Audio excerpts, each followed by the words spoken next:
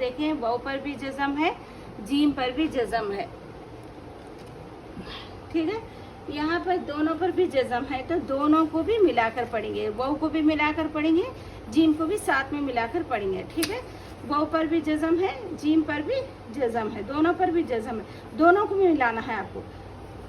रा वाव जीम पेश रूज बोल के मिलाकर पढ़ना है। ये भी कुरान मजीद में है अल्फाज, इसको आपको हिचे ऐसे ही करना है, ठीक है।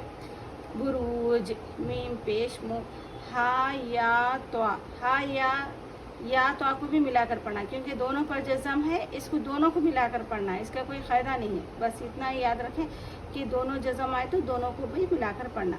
हा या तो ज़ेर फीत मुहीत। क्यों हम खींच के पढ़ रहे हैं? क्योंकि हमें ये देखना है कि या से पहले ज़बर आ रहा, ज़ेर आ रहा। तो ये कौन सा क़ायदा हुई है, बोले आप लोग? बिल्कुल सही है। कौन सा क़ायदा है ये?